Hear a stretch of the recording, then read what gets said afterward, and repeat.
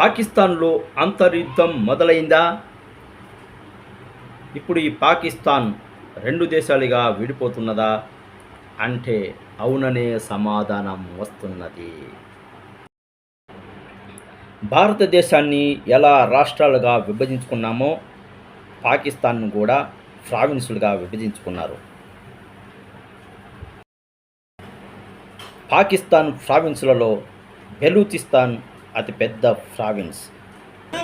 పాకిస్తాన్ విస్తీర్ణంలో 44% బెలూచిస్తాన్దే. కానీ ప్రజలు మాత్రం అక్కడి పాపులేషన్ 5% మాత్రమే ఉన్నది.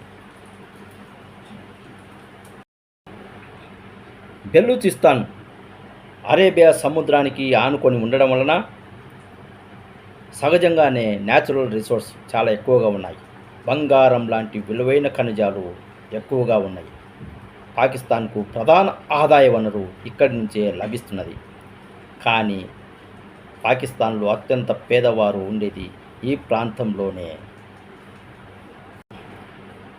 పాకిస్తాన్ను పరిపాలన చేసినది ఎక్కువగా సింధ్, పంజాబ్ లాంటి ప్రావిన్సుల నుంచి వచ్చిన రాజకీయ నేతలే.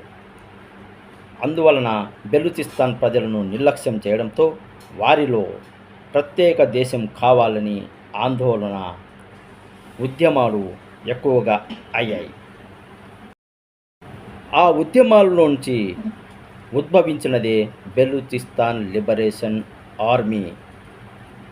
ఈ BLA అనే సంస్థ ఈ మధ్య వార్తలలోకి వచ్చేసింది. వీరు ఎప్పటి నుంచో తమకు ప్రత్యేక దేశం కావాలని పోరాడుతూనే ఉన్నారు. మొన్న మధ్య పాకిస్తాన్లో రైలును హైజాక్ చేయడంతో మళ్ళీ ప్రపంచంలో వార్తల్లో నిలిచారు.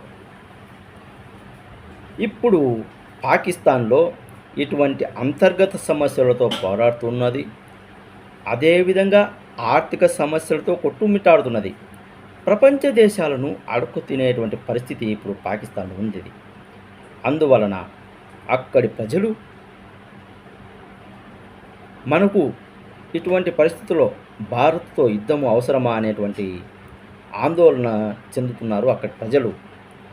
త్వరలో ఏమైనా పాకిస్తాన్ రెండు దేశాలుగా విడిపోవడం మాత్రం ఖాయము అనిపిస్తున్నది అని కొందరు రాజకీయ విశ్లేషకుల అభిప్రాయం.